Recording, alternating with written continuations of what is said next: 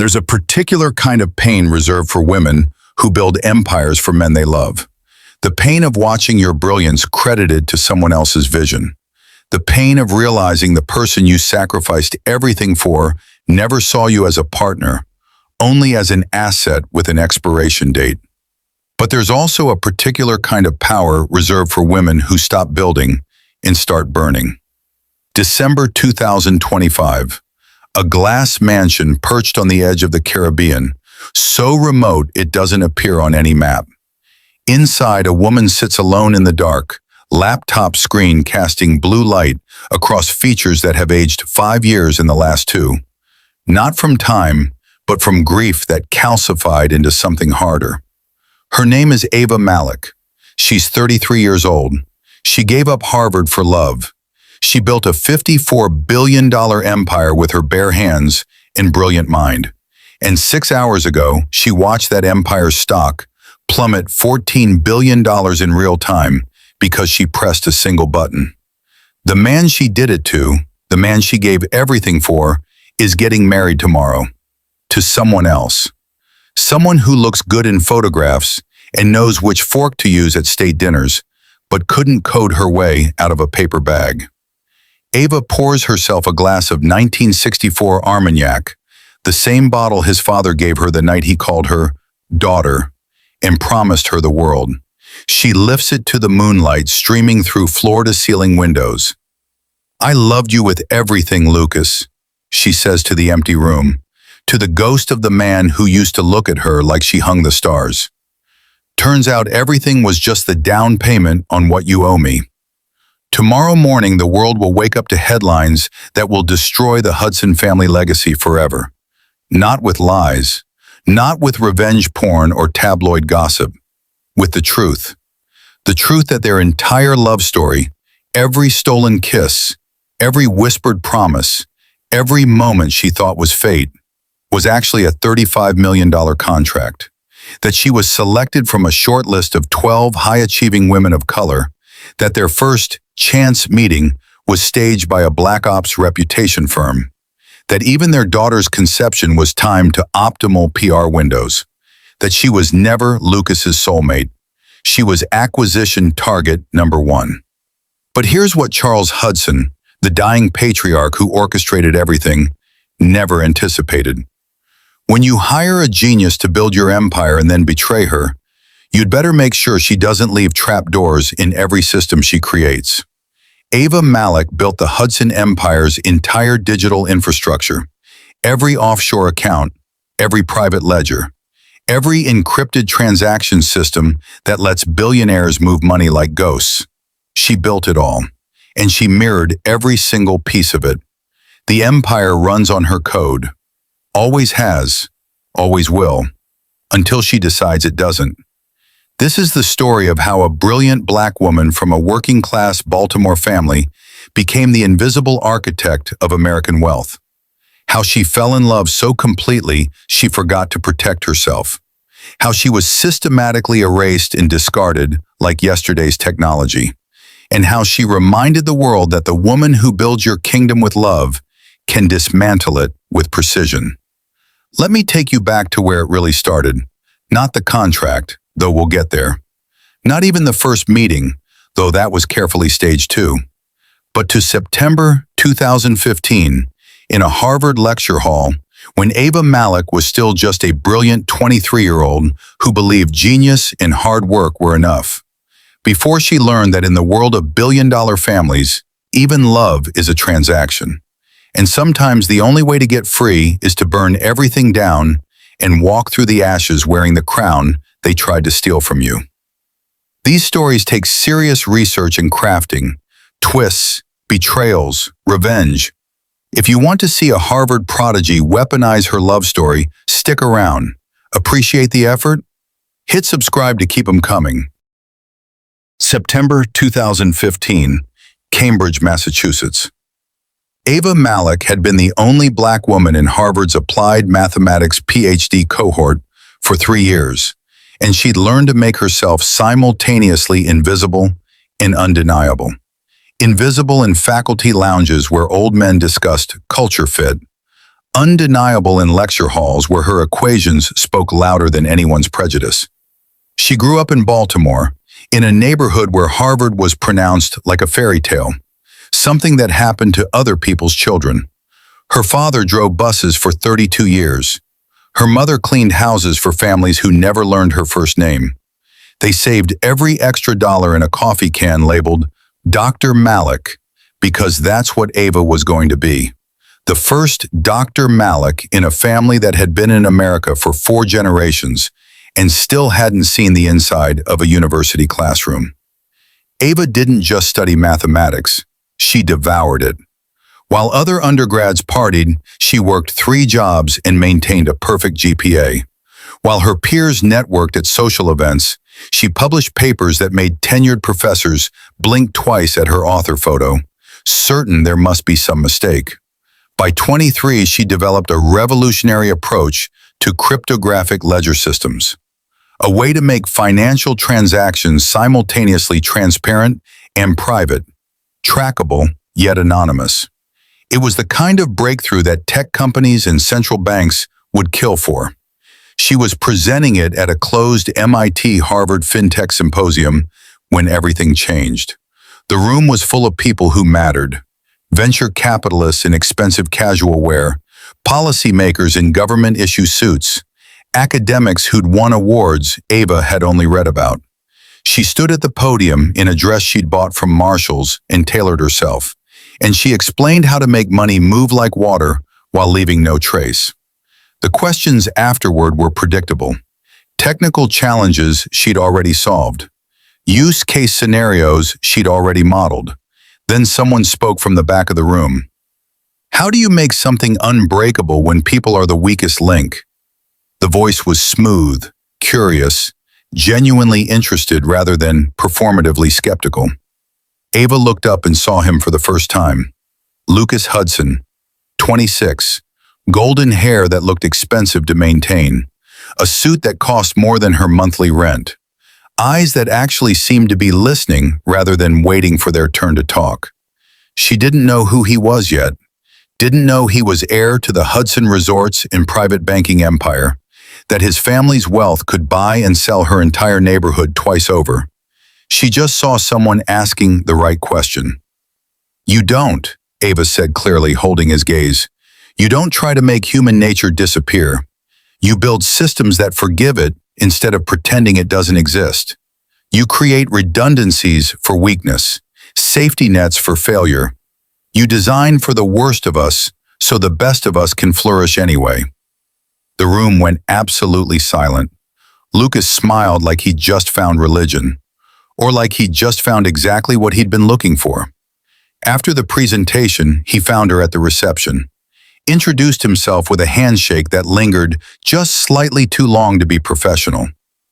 "I want to know everything about your work," he said. "Can I buy you coffee?" "I don't drink coffee," Ava replied, nervous and trying not to show it. "Tea? Water? A full meal? I'm flexible." She laughed despite herself. "Why?" "Because you just explained the future in 20 minutes, and I'd like to understand it better. Also because you're the smartest person I've met in 5 years, and I'm tired of talking to people who only know how to agree with me." He said it without arrogance, like it was simple fact. What Ava didn't know, couldn't know, was that Lucas Hudson hadn't come to that symposium by accident. His father had dragged him there, had specifically pointed out the young woman presenting third from the left, had said, "Pay attention to this one, she's going to matter." What Ava didn't know yet was that Lucas's question from the back row hadn't been spontaneous. He hadn't found her, she'd been found. All she knew was that for the first time in her academic career, someone was looking at her like she was more than a promising thesis or a diversity statistic. Someone was looking at her like she mattered. 3 weeks later, they were stealing kisses in the back stacks of the Harvard Science Center library, surrounded by books neither of them was reading. Lucas would text her at 2 a.m. with random questions. "If you could redesign currency from scratch, what would it look like?" And she'd send back equations that made him laugh with delight. He started showing up at her presentations, sitting in the back row, asking one insightful question and then waiting for her after, just to walk her home. By Thanksgiving, they were in love so loud it scared them both. Ava's mother noticed first. "Baby, you're glowing, but also disappearing. Don't lose yourself in some boy." "He's not some boy, Mama. He sees me, really sees me." "Make sure you see yourself too."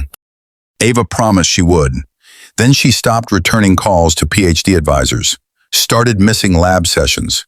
When Harvard offered her a full-ride doctoral program with guaranteed funding and a path to tenure, she hesitated. Lucas found her crying in her apartment, acceptance letter crumpled on the table. "What's wrong?" he asked, genuinely concerned. "I got into the PhD program, full scholarship, everything I've worked for." "That's incredible. Why are you crying?" "Because I don't want to do it anymore." The words came out like confession. "I don't want to spend 6 more years in a lab proving myself to people who never respect me anyway. I don't want to write papers no one reads and fight for tenure at institutions that see me as a checkbox." Lucas knelt in front of her, taking her hands. "Then don't. Come build the future with me instead of studying it." "What does that mean?" "My family's business needs someone like you. Someone who sees systems the way you do.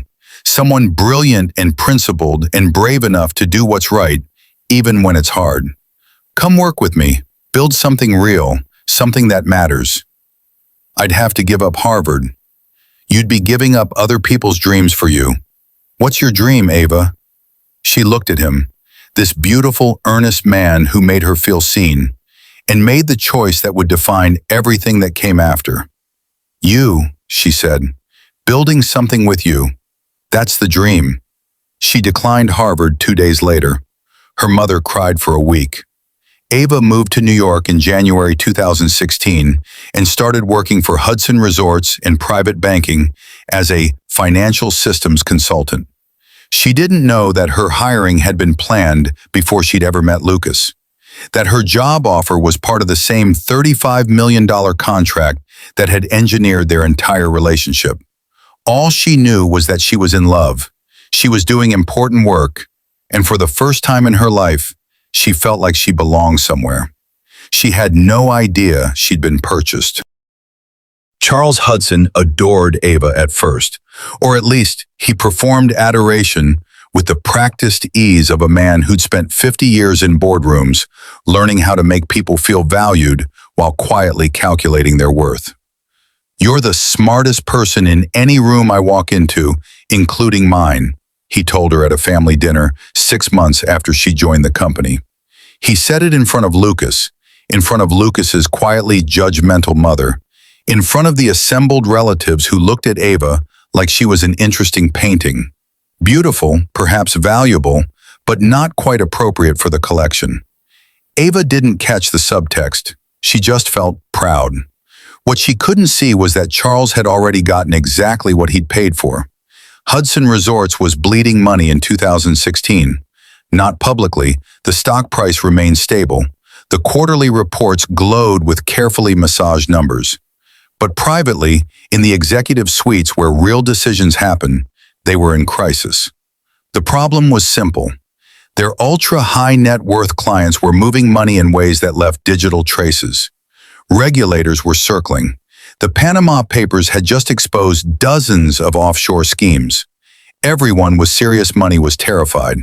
Hudson Private Banking's entire business model depended on discretion. If they couldn't guarantee privacy, their clients would disappear to Swiss banks and Caribbean havens. That's where Ava came in. Over the next 6 years, she handed Charles 3 miracles that saved and supercharged his empire, each one costing her more than the last. And every time, he thanked her like family while quietly cashing the checks her genius wrote. "I want to marry you," Lucas said one night, drunk on rum and moonlight. "Is that a proposal?" Ava laughed. "Maybe. Probably. Would you say yes?" "Ask me properly and find out." He did, 3 weeks later, with a ring that had been in his family for 4 generations. Ava said yes so fast she forgot to breathe. Her mother flew up from Baltimore for the engagement party. She pulled Ava aside while Lucas charmed donors at the bar. "Baby, I'm happy for you, but I'm also scared." "Why?" "Because you're in their world now. And in their world, people like us don't get to keep beautiful things. We get to polish them for a while, and then they take them back." "Lucas isn't like that." "Maybe not, but his family is. I see how his father looks at you, like you're valuable. That's different from loved." "Mama, you're worrying for nothing. Charles loves me. He tells me all the time." Her mother touched her cheek gently. "Rich people don't love, baby. They invest. Just remember that when returns stop meeting expectations." Ava dismissed it. Her mother didn't understand this world, couldn't see how different Lucas and his father were from the distant, cold billionaires in movies. They got married in spring 2017, in a ceremony that made it into Town and Country magazine. Ava wore Vera Wang. Her father cried through the entire ceremony. Charles gave a speech about how Ava had brought light and brilliance into our family. The honeymoon lasted 6 days. Then Charles called with an urgent crisis. European regulators were preparing new data protection laws, GDPR, that would destroy Hudson Private Banking's entire EU operation. They needed someone to rebuild their compliance systems from scratch. Someone brilliant. Someone they trusted. "Would you consider moving to Geneva for a year?" Charles asked Ava over lunch at Le Bernardin, Lucas sitting beside her, encouraging her with his eyes. "I know it's a lot to ask, but you're the only person who can solve this." "A year?" Ava looked at Lucas. "We'd be together," he said quickly. "I'd come with you, and Dad's right. You're the only one who can do this." "What about starting our family? We talked about trying." "We can try in Geneva," Lucas said, taking her hand. "This is important, Ava, not just for the company, for the thousands of people whose jobs depend on us staying competitive." She should have said no, should have recognized that her honeymoon was being cut short for work that wasn't hers to fix, should have noticed that Charles had already booked their flights to Switzerland before asking her permission. Instead, she said yes. Because that's what you do when you love someone. You help them. You sacrifice. You build. Geneva was supposed to be 12 months. It turned into 14 because the work was more complex than anyone anticipated. Ava spent 18-hour days rewriting compliance systems, learning Swiss regulatory frameworks, negotiating with banking authorities in 3 languages she taught herself. She was also pregnant. Morning sickness that lasted all day, exhaustion that made her bones ache, swollen ankles and brain fog, and the particular loneliness of being brilliant and needed, and still somehow invisible. Lucas was supposed to be with her. He lasted 3 months before urgent business kept calling him back to New York. He'd fly in for long weekends full of apologies and expensive gifts, and then disappear again. Ava gave birth to their daughter Amara in a Swiss clinic at 4:17 a.m. on a Tuesday in March 2018. She was alone except for a German midwife whose hand she squeezed so hard she left bruises. Lucas arrived 4 hours after the birth, smelling like airplane and expensive cologne. "I'm sorry," he said, kissing Ava's forehead, holding their daughter like she might break. "There was weather. The flight got delayed." Ava was too exhausted to argue, too overwhelmed by motherhood to process that her husband had missed their daughter's birth because he'd prioritized a board meeting over family. She was back at her computer by noon, nursing Amara with one arm while writing code with the other, because Charles had called that morning to say the regulators needed final approval by Friday. After this, Charles promised when she finally returned to New York 3 months later, Amara tiny and perfect and already clearly her mother's daughter. "After this, you're co-CEO, Ava. Family takes care of family." She believed him. She shouldn't have. The third gift, the one that would eventually destroy her, came in 2021. A crypto crash exposed $28 billion in hidden leverage across Hudson's investment portfolios. It should have been catastrophic. Criminal investigations, congressional hearings, the kind of scandal that ends dynasties. Ava built Phoenix engine in 6 weeks of sleepless nights. A real-time risk oracle that quietly unwound dangerous positions before regulators even knew they existed. It was legal in the way that technicalities are legal. It saved the company. Hudson's stock jumped 41% in 6 weeks. Charles threw a party on his new $450 million yacht, toasted "my brilliant daughter-in-law" in front of 300 guests. Ava stood on the deck, holding 5-year-old Amara, watching fireworks explode over the ocean, and felt the first small crack in her certainty. Because Charles hadn't said, "my son's brilliant wife," he'd said, "my daughter-in-law." Possessive. Ownership. She shook it off. She was being paranoid, tired, stretched too thin between motherhood and work and the slow erosion of her marriage to a man who loved her but was never actually present. The cracks started widening in 2022. Charles stopped inviting her to board meetings, started saying things like, "Genius is adorable until it forgets its place," when she questioned strategic decisions, started CCing lawyers on emails to her. Then came the revised prenup, 280 pages that Lucas presented over breakfast like it was a formality. "My father's attorneys want to update our agreement," he said casually, not meeting her eyes. "Standard stuff, estate planning, tax optimization." Ava read it, every word, every clause. It stripped her of every patent she developed during their marriage, every equity grant, every future claim to anything she'd built for Hudson. Her contributions would be classified as work product, owned by the company, not intellectual property she could claim. "This makes me an employee, not a partner," Ava said quietly. "It protects the family legacy," Lucas replied, still not looking at her. "I am family. You know what I mean." "No, Lucas, I don't. Explain it to me." He couldn't. He signed it anyway. Asked her to sign. Said his father was insisting. Ava refused. 2 weeks later, Charles called her into his office. Showed her screenshots of text messages, supposedly from her phone. Messages selling proprietary code to competitors. Financial records showing suspicious deposits into accounts with her name. "I don't want to believe this," Charles said, voice heavy with manufactured disappointment. "But the evidence is concerning." "That's fake," Ava said immediately. "Someone forged those messages. I've never—" "There's also this." He slid a DNA report across his desk. Official letterhead. Lab results. Lucas had it done privately. He's been having doubts. The report claimed Amara wasn't Lucas's biological daughter. The room tilted. Ava grabbed the desk to steady herself. "That's impossible. I've never been with anyone else. Not once. Not ever." "Then you won't mind a supervised retest?" "I don't need a retest.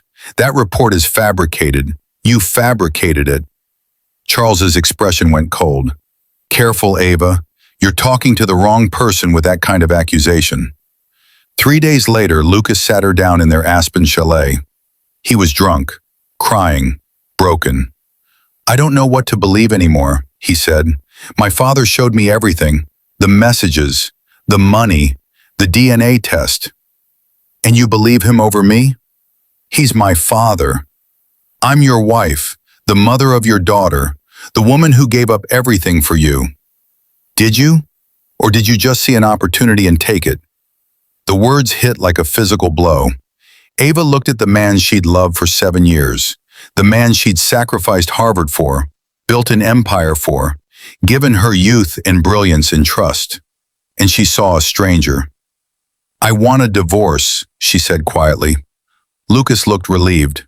They signed the termination agreement in February 2023. Ava got $18 million, a gag order, and 48 hours to disappear. The official story, carefully crafted by Charles's PR team. Ava had left Lucas for a rival billionaire. She'd been having an affair. She'd always been ambitious, always looking for the next opportunity.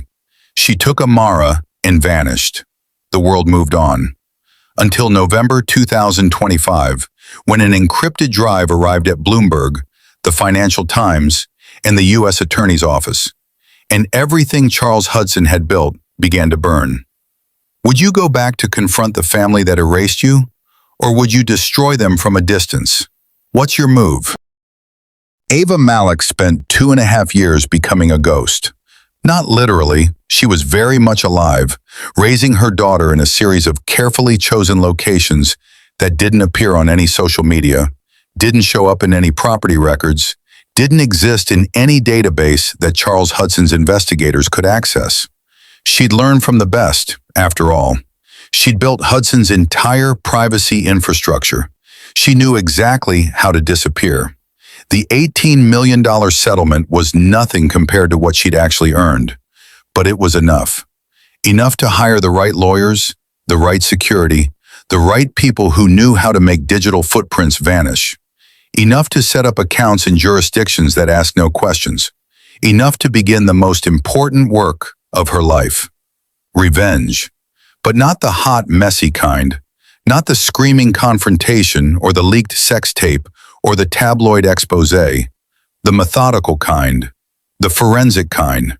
The kind that takes everything you know about systems and power and human weakness and turns it into a weapon so precise it cuts through steel without making a sound.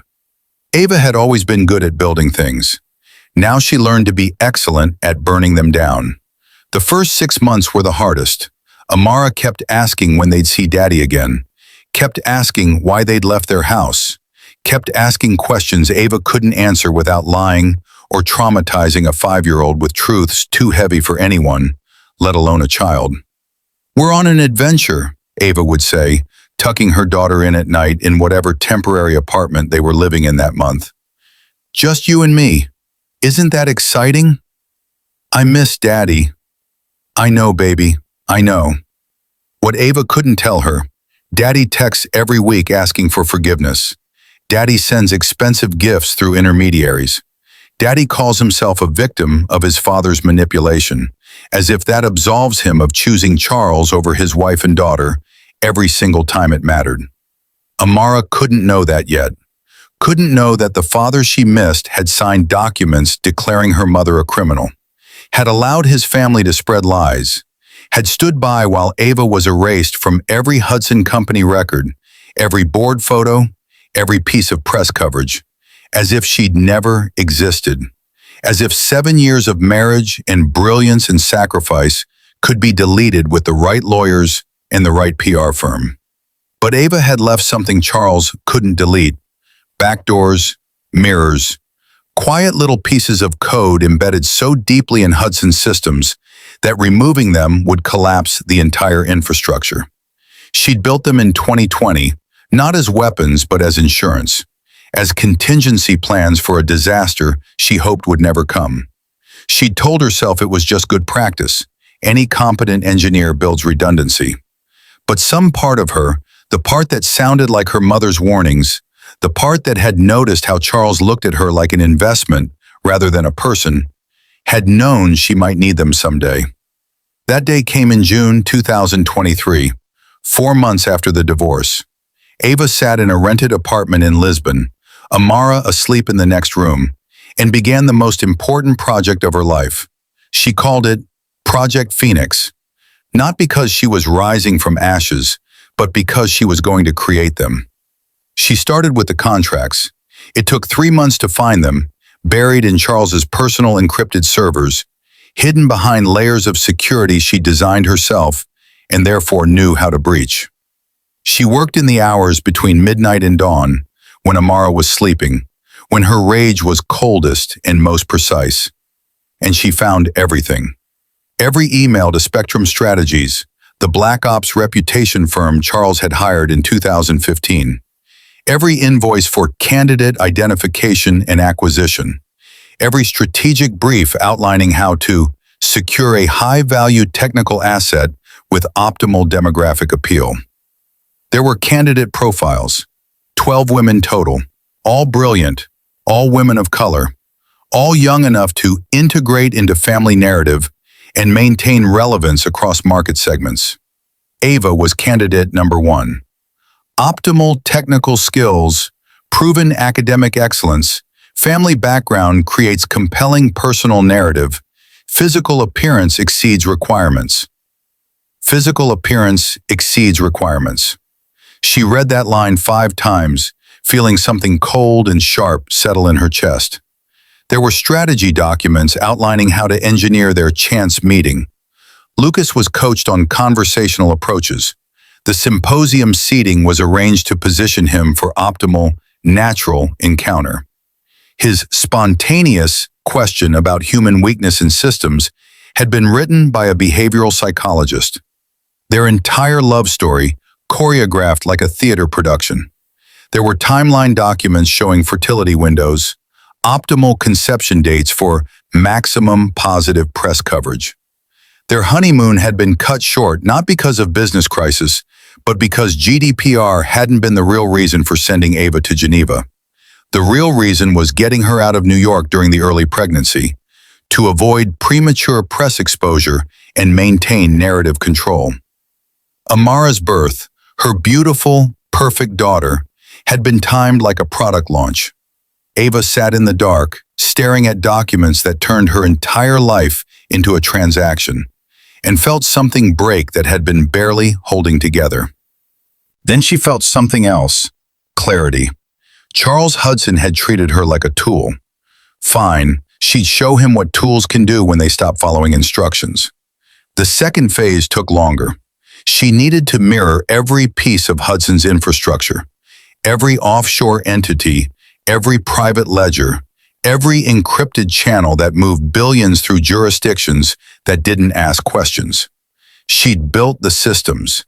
She knew every vulnerability, every point of failure, every place where the architecture depended on her specific code. She spent 8 months creating perfect copies, clean, untraceable, more secure than the originals. Then she began the delicate work of setting triggers. Not bombs that would explode immediately. That would be crude, obvious, easily defended against. Instead, conditional logic change that would activate only under specific circumstances. Fail-safes that would redirect transactions if certain authentication protocols weren't renewed. Cascade failures designed to look like random system errors rather than intentional sabotage. She made it so that Hudson's empire would collapse slowly, inexorably, in ways that would seem like technical failure or regulatory exposure rather than deliberate attack. And she built in one final trigger, a dead man's switch tied to Charles Hudson's biometric access. If he tried to delete her code, the entire system would lock him out permanently. By November 2024, everything was ready. Ava could have triggered it then, could have destroyed them immediately, but she waited. Because in August 2024, Charles Hudson was diagnosed with pancreatic cancer, stage 4, 6 months to a year, the leaked medical records suggested. And in September 2024, Lucas got engaged to Countess Sophie Anderson, a Danish socialite whose Instagram was carefully curated emptiness. Yacht parties and charity galas, and photos with celebrities who looked through her rather than at her. The wedding was scheduled for Christmas Eve 2025 at the Hudson Estate in Mustique, a destination wedding for 300 of their closest friends. Coverage in Vogue and Town & Country already secured. Ava saw the engagement announcement and realized this was the perfect moment. Not when Charles was healthy and powerful, not when Lucas was sympathetic or alone, but when Charles was dying and desperate to secure his legacy. When Lucas thought he'd successfully moved on. When the Hudson family believed they'd gotten away with everything. That's when you strike, when they think they're safe. Ava spent the next year preparing the final blow. Not just the technical infrastructure, but the story, the receipts. The evidence presented so methodically, so irrefutably, that no PR firm or legal team could spin their way out of it. She leaked documents to investigative journalists under pseudonyms, sent anonymous tips to regulatory agencies, built a coalition of people who'd been hurt by Hudson business practices, former employees with NDAs, clients who'd been defrauded, competitors who'd been crushed.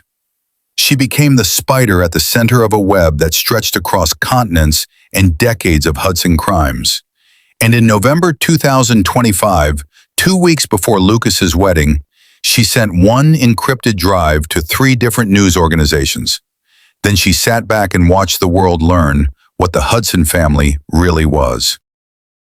The first story broke at 6:47 a.m. on November 14, 2025. Bloomberg's headline, Hudson Dynasty built on $35 million contract to acquire brilliant black woman. Leaked documents reveal decade-long scheme. By 7:15 a.m., the Financial Times had published their version. The woman who built Hudson Private Banking and was erased, Ava Malik's story. By 8 a.m., the story had hit every major news outlet in 3 continents. The U.S. Attorney's Office in Manhattan issued a terse statement. We are reviewing materials recently provided to our office regarding Hudson Resorts in private banking. No further comment at this time. Hudson stock opened at $847. By 9:30 a.m., it had dropped to $743. By noon, $624. By market close, $511. A loss of $14 billion in market capitalization in a single trading day. But the money was nothing compared to the narrative. The contracts were damning. Not illegal, that was the genius of Charles Hudson's scheme, but morally reprehensible in ways that no amount of legal parsing could excuse. There were emails where Charles described Ava as the diversity hire we can actually monetize. Strategy documents outlining how to position her brilliance as complementary to family vision rather than independent threat. Postmortems on the successful acquisition and integration of technical asset. Asset, not person, not daughter-in-law, not brilliant engineer who'd saved the family fortune 3 separate times. Asset.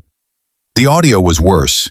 Someone, Ava had hired multiple investigators, she'd never confirmed which one had secured this particular piece, had obtained recordings from a 2017 board meeting where Charles briefed senior executives on the Malik situation. His voice, clear and proud. She thinks Lucas hung the moon.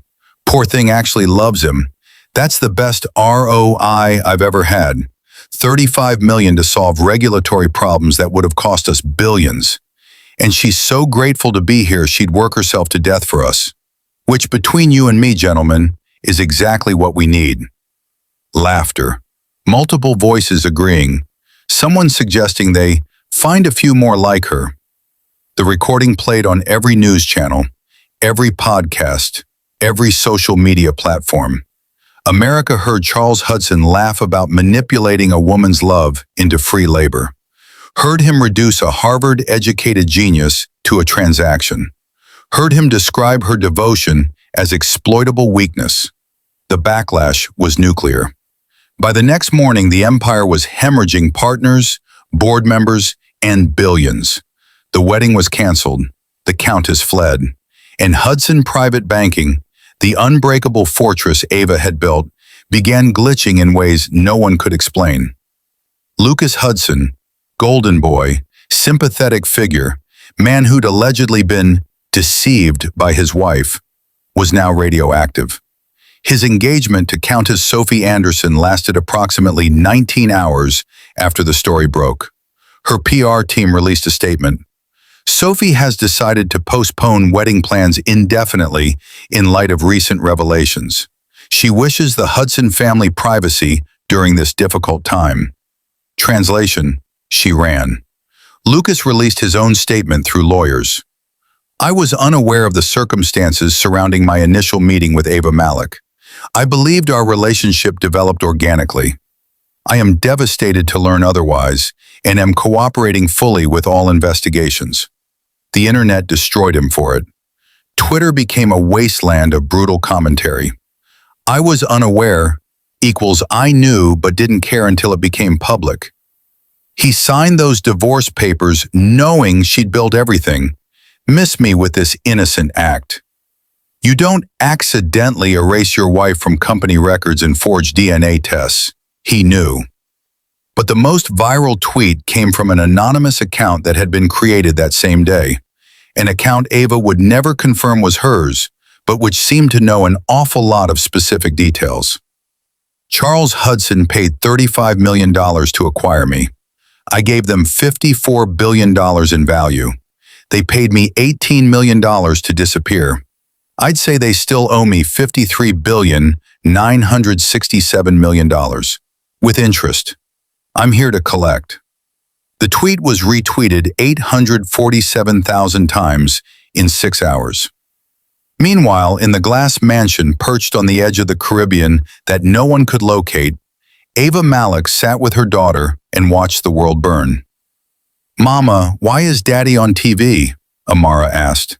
She was 8 now, old enough to understand more than Ava wanted her to know, but young enough that the full weight hadn't landed yet. "Because people are learning about some bad things his family did," Ava said carefully.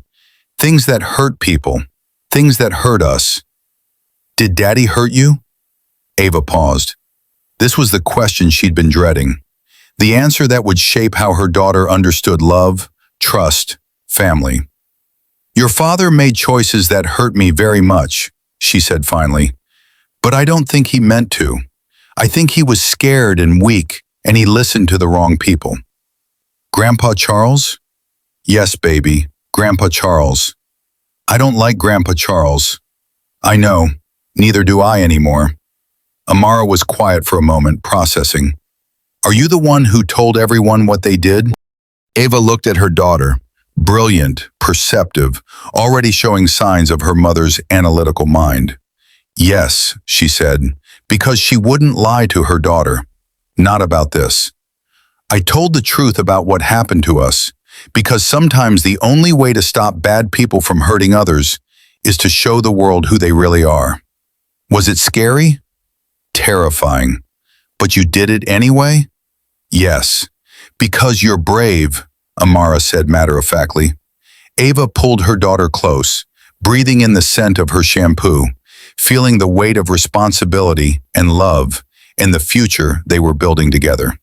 "Because we deserve better than being treated like we don't matter." Charles Hudson was in his study at the Connecticut estate when the news broke.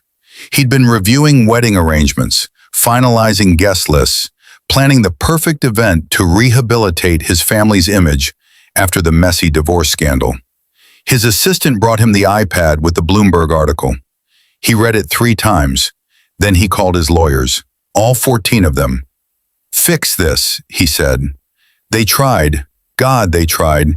They issued statements about rogue employees and fabricated documents and vendetta-driven attacks. They suggested Ava had stolen proprietary information. They threatened lawsuits for defamation and breach of confidentiality. None of it worked, because Ava hadn't leaked stolen information. She'd leaked documentation of crimes committed against her. And more importantly, she'd been meticulous about chain of custody, authentication, and corroboration. Every document was verified by multiple sources. Every audio recording had been forensically authenticated. Every claim was backed by financial records, emails from multiple accounts, and testimony from former Hudson employees who'd been given immunity in exchange for cooperation. Charles Hudson had spent 50 years building an empire on the principle that money could buy silence. He'd never anticipated the woman he'd bought might keep receipts. By the end of the first week, 3 things were clear. First, the U.S. Attorney's Office had enough evidence to pursue criminal charges for securities fraud, conspiracy, and possibly human trafficking. The acquisition language in the contracts created legal gray areas that prosecutors were salivating over. Second, Hudson's business partners were fleeing like rats from a sinking ship. Every major financial institution was severing ties. Every hospitality partner was breaking contracts and paying penalties rather than maintain association. Third, the technical infrastructure Ava had built, the systems that ran everything, were beginning to fail in small, inexplicable ways. Transactions took longer to process. encryption protocols through random errors. Authentication systems locked out authorized users without explanation. Hudson's CTO, a man named Robert Chen, who'd worked there for 12 years, spent 4 16-hour days trying to diagnose the problems. Finally, he called an emergency board meeting. "The entire system architecture is collapsing," he explained, voice hoarse from exhaustion. "But I can't figure out why. Every time I try to patch one problem, 2 more emerge. It's like the code is fighting back." "Can you rebuild it?" Charles demanded. "Not without the original architect's access keys and protocol documentation." "Then get them." "Sir," Robert said carefully, "the original architect was Ava Malik, and she's not returning my calls." Silence filled the boardroom like water flooding a sinking ship. "There has to be someone else who understands these systems," Charles said. "She built them in isolation, used proprietary encryption. I've brought in consultants from Google, from Amazon Web Services, from 3 different cybersecurity firms. No one can crack it without her documentation." "So what are you saying?" Robert took a deep breath. "I'm saying that if we can't resolve this in the next 30 days, Hudson Private Banking will be unable to process transactions, which means we'll be in breach of contract with every client we have, which means—" "I know what it means," Charles interrupted. "It meant complete collapse. It meant the end of the Hudson dynasty. It meant the empire his grandfather had built, that his father had expanded, that he'd spent his entire life growing, all of it dependent on code written by a woman he treated like a purchased tool. A woman who'd embedded her revenge so deeply into the foundation that removing it would require destroying everything." In Mystique, at the family estate where Lucas's wedding was supposed to take place in 3 weeks, staff were quietly beginning to pack things away. The caterers had canceled. The florist had refunded deposits. Vogue had killed the cover story. Lucas sat alone on the terrace overlooking the Caribbean, expensive whiskey in hand, watching the sun set over water that had once seemed like paradise. His phone buzzed. Another message from his father. "Call me. Now." He didn't call. Instead, he opened his text thread with Ava, the one he'd never deleted despite his lawyers telling him to.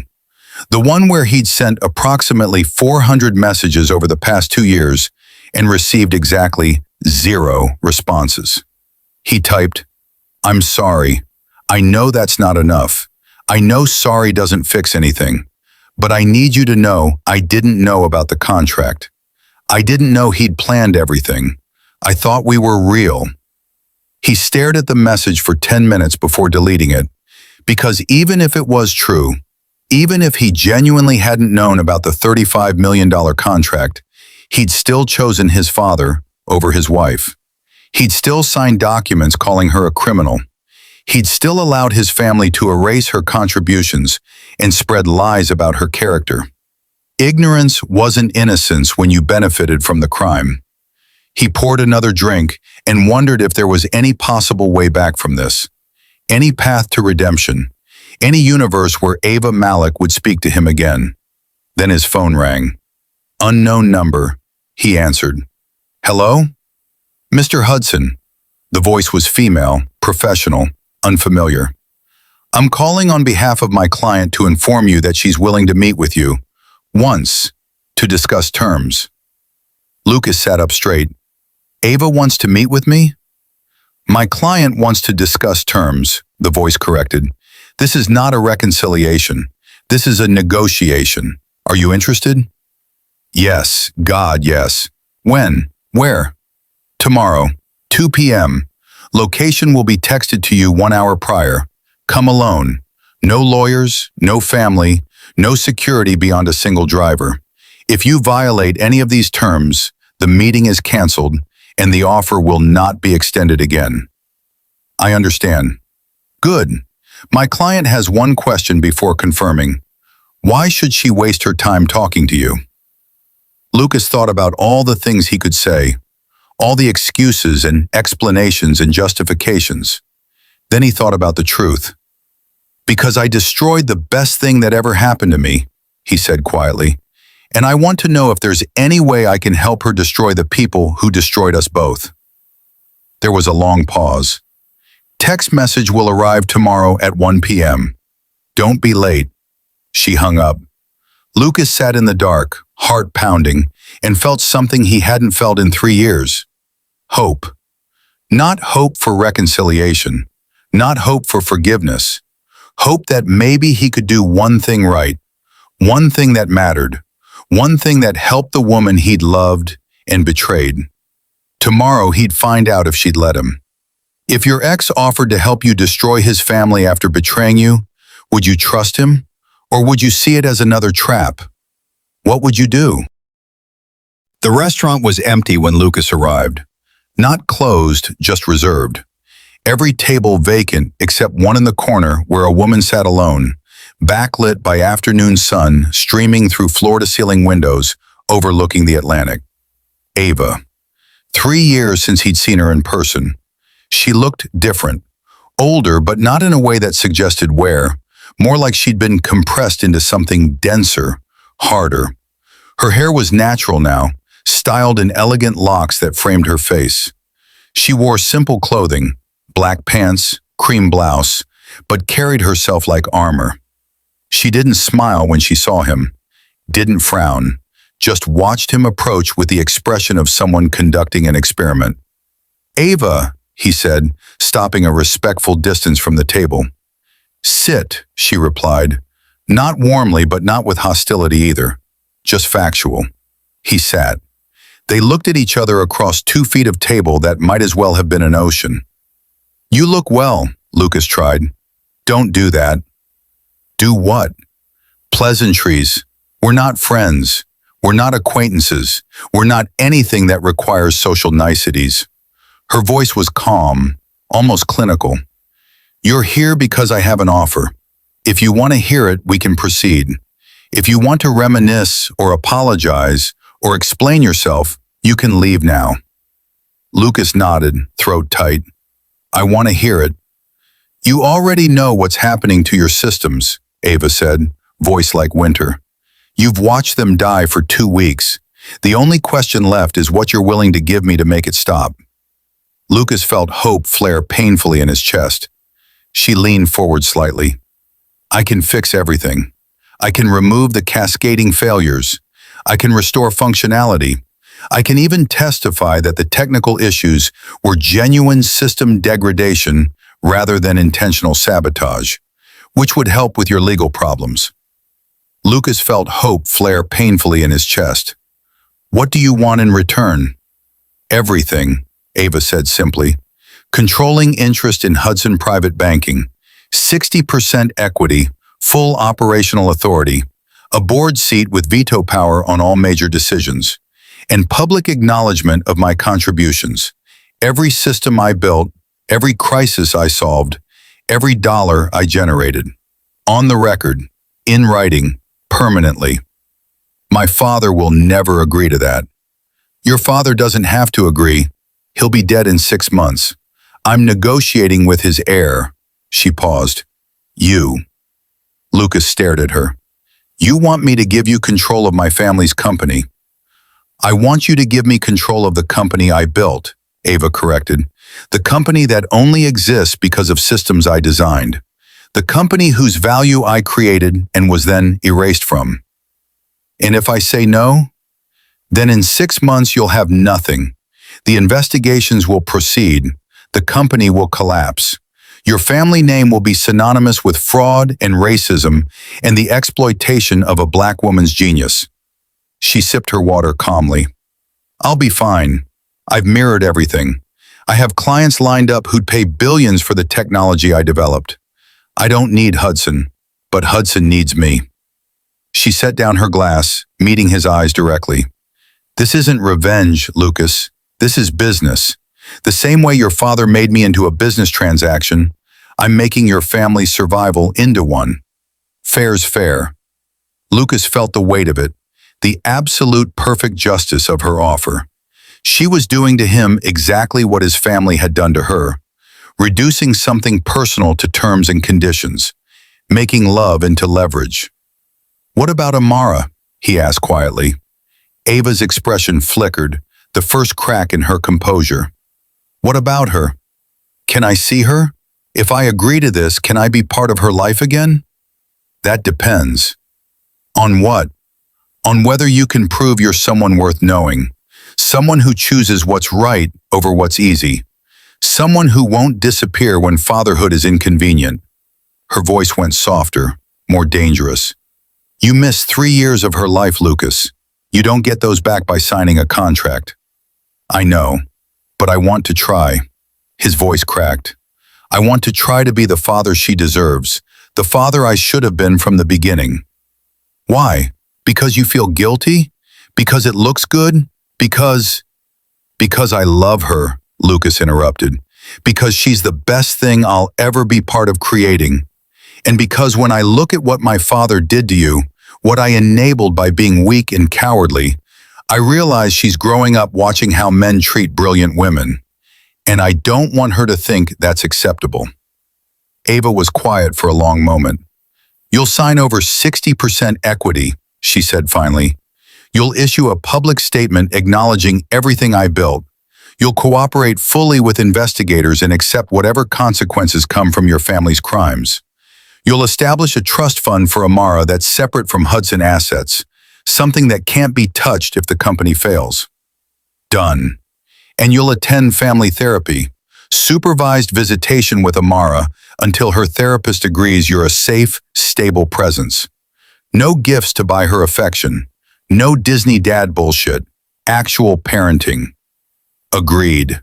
And you'll testify against your father if the U.S. attorney requires it. Lucas flinched. This was the line, the ultimate betrayal of family loyalty, the thing Charles would never forgive.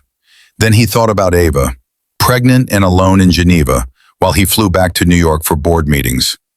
Thought about the contract he'd never questioned. Thought about signing divorce papers that called her a criminal. I'll testify, he said. Ava studied him for a long moment, and he wondered what she saw. Whether she saw the man he was trying to become, or just the man he'd been.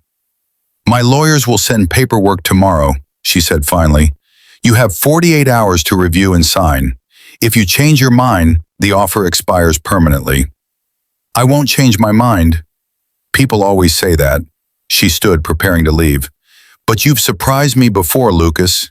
Maybe you'll do it again. Ava, wait. He stood too. I know sorry isn't enough. I know I can't undo what I did, but I need you to know, I loved you. I love you. That was always real, even if everything else was engineered. She looked at him with something that might have been pity or might have been exhaustion. I believe you love me, she said softly. I just don't think you love me more than you feared your father. And that's the problem with loving weak men. Their love is always conditional on courage they don't possess.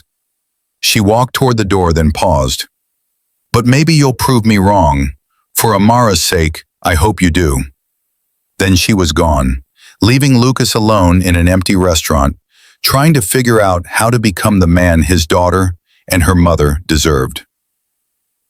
The paperwork arrived 24 hours later, 847 pages of legal documentation transferring control of Hudson Private Banking to Ava Malik, establishing terms for Lucas's involvement in his daughter's life, and requiring his cooperation with federal investigators. Lucas read every word, then he signed. His father called 17 times that day. Lucas didn't answer. Instead, he called the U.S. Attorney's office and scheduled a meeting. I want to cooperate fully with your investigation, he told the federal prosecutor. I'll testify to everything I know. I'll provide documentation. I'll waive attorney-client privilege for family legal counsel. Whatever you need. Why? The prosecutor asked, suspicious of sudden cooperation. Because I enabled something monstrous, Lucas said. And because my daughter is watching what I do next.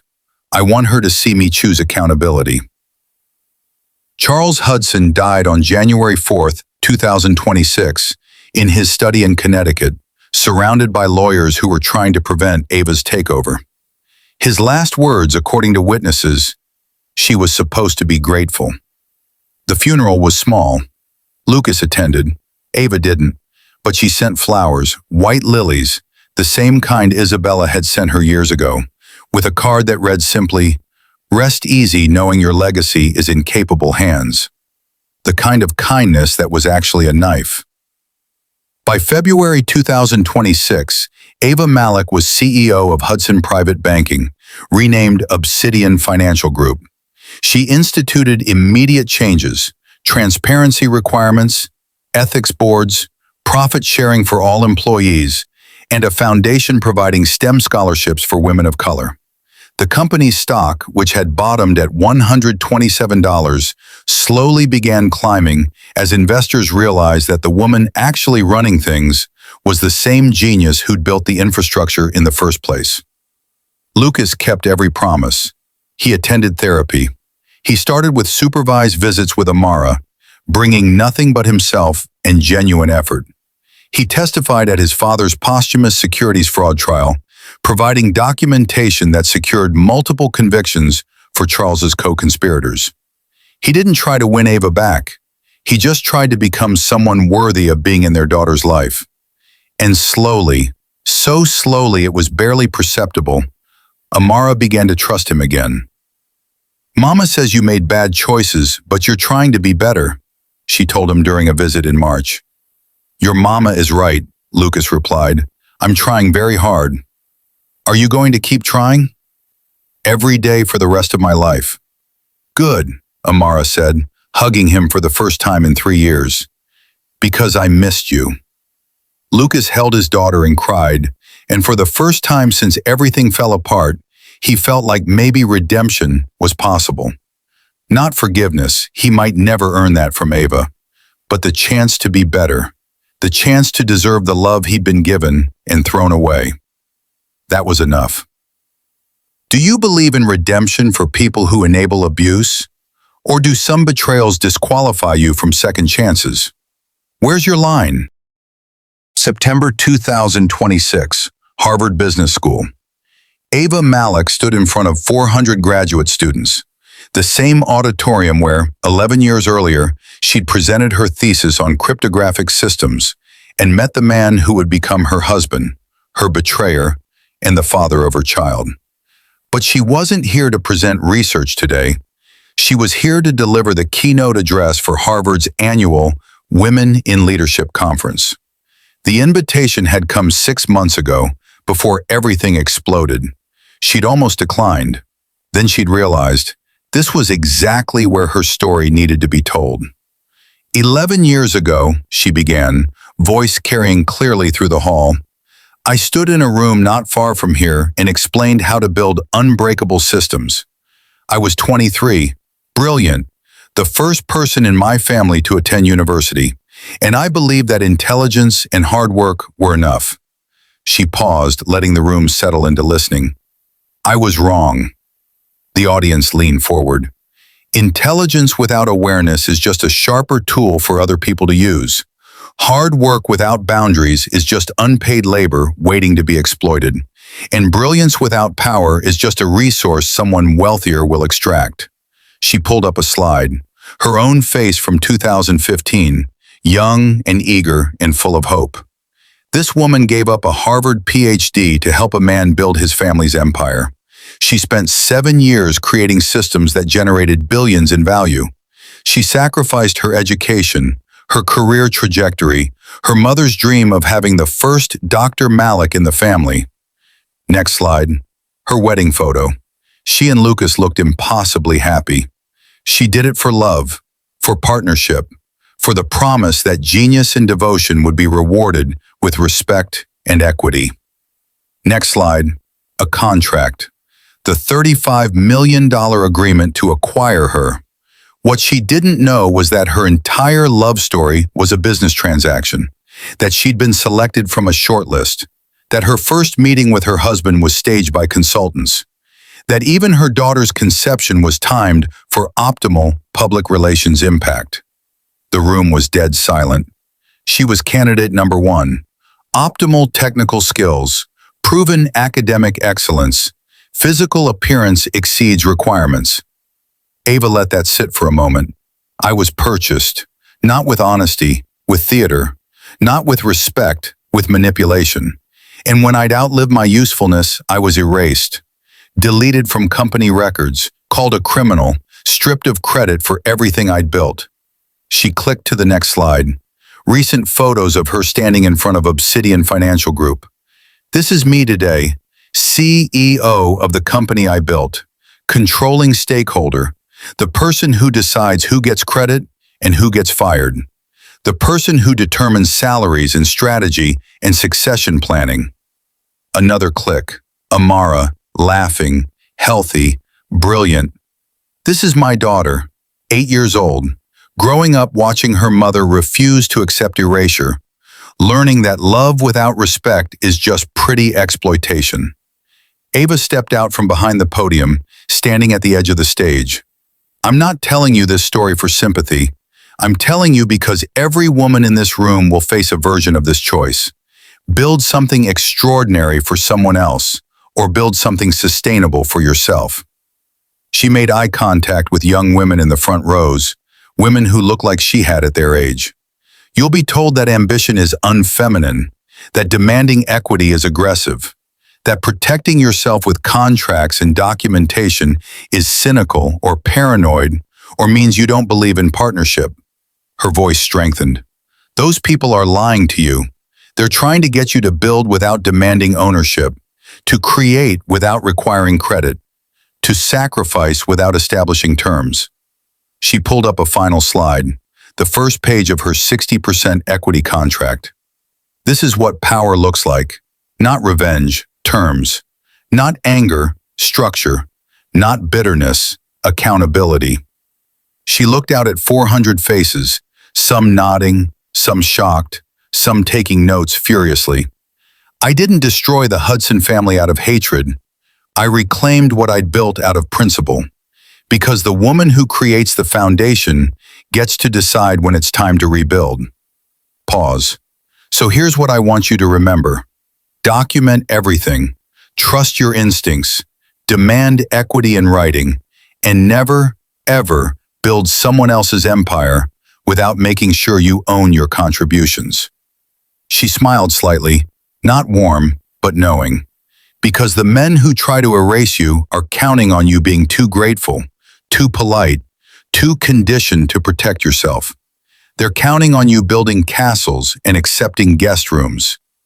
Disappoint them. Build kingdoms. Own them. And if anyone tries to take credit, show them the receipts. The applause started slowly, then built into a standing ovation that lasted 4 minutes. Ava stood there, accepting it, thinking about the 23-year-old woman she'd been, the one who'd believed love and brilliance were enough. She wished she could go back and tell that girl, they're not, but power and documentation are. After the speech, a young black woman approached her in the hallway, 22, maybe 23, nervous but determined. Ms. Malik, I'm Simone. I just wanted to say, your story saved my life. How so? I'm a computer science major. I got offered a position at a startup, huge opportunity, but they want me to sign away all IP rights, except below market salary, and agree to a non-compete that would lock me out of the industry if it doesn't work out. And you were going to sign it? I was. They kept saying it was standard, that if I didn't trust them, maybe I wasn't the right fit, that real innovators take risks. What are you going to do now? Simone squared her shoulders.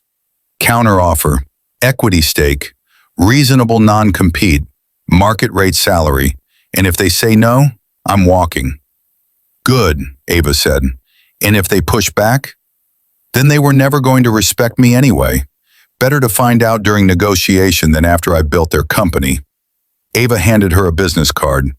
If you need employment references or connections to firms that actually value talent, call my office. We're always hiring brilliant women who know their worth. Simone's eyes filled with tears. Thank you. You don't know what this means.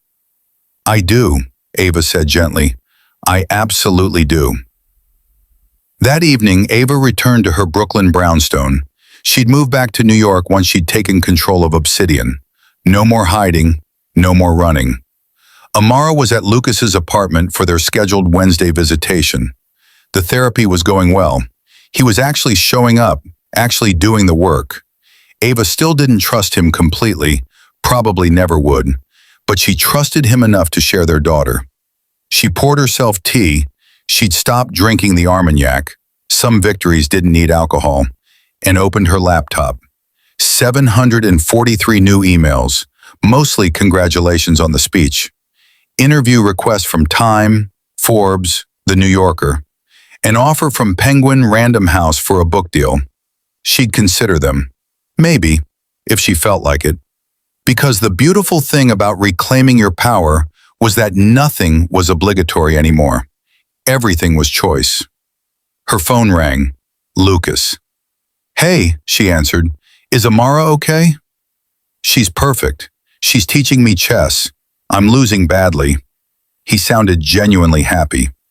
"I just wanted to tell you, I watched your speech. It's already viral." "I know. You were incredible, and you were right. About all of it." Ava was quiet for a moment. "Are you calling to apologize again?" "No, I'm calling to say thank you."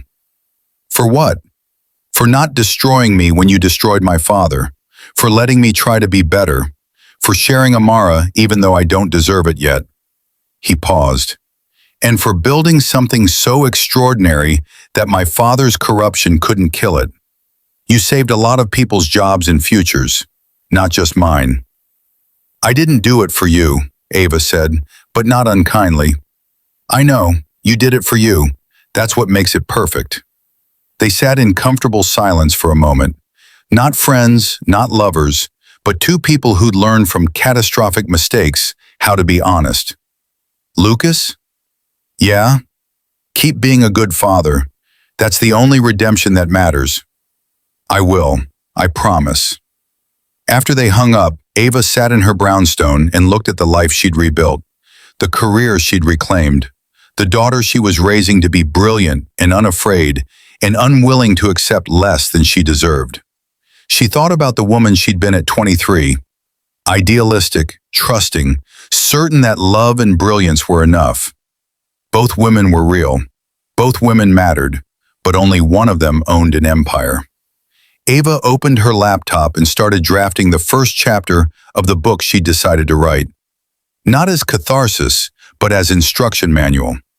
Chapter 1, What They Don't Tell You About Building Someone Else's Dream. She typed, "The first thing you need to understand is that they're counting on you not keeping receipts. The second thing is that receipts are the only power you'll have when love runs out. This is how you collect them." Outside her window, Brooklyn hummed with evening life. Somewhere across the city, her daughter was laughing. Somewhere in Connecticut, Charles Hudson's empire was being rebuilt under her name, her vision, her terms. And somewhere in a timeline she'd left behind, a 23-year-old woman was giving up Harvard for a man who smiled like he'd found religion. Ava Malik hoped that woman in another universe made different choices. And sometimes that's not revenge. Sometimes that's just good business. She was candidate number 1, selected, purchased, and trained to build an empire for someone else. Instead, she burned it down and built her own. They called it revenge. She called it return on investment. Thank you for watching to the end. Ava Malik's story isn't just about betrayal or revenge. It's about a woman who understood that the only person responsible for protecting your value is you. So let me ask you, what hit hardest? The $35 million love contract? Timed conception? Patient revenge? Lucas's redemption? Or Ava's Harvard triumph? Drop your answer in the comments. I read every single one, and I want to know which moment made you feel the most. And here's the deeper question. Do you think Lucas deserved the redemption arc he got? Should Ava have let him back into their daughter's life? Or should some betrayals disqualify you permanently from second chances? Tell me where your line is. If you made it this far, thank you. Stories like this take days of research, careful plotting, and hours of writing to make sure every detail feels real and earned. If you want more stories about women who refuse to accept erasure and men who learn what accountability costs, please subscribe. We bring you these detailed, emotionally complex stories every single day. Tomorrow's story: a janitor overhears her billionaire boss mocking her, then reveals she's a retired military pilot and the only person who can save his life when his plane loses both pilots mid-flight. Her revenge is surgical, her dignity is unstoppable, and his humiliation goes viral. Hit subscribe so you don't miss it. Remember, document everything, trust your instincts, and never let anyone convince you that protecting yourself means you don't believe in love. I'll see you tomorrow.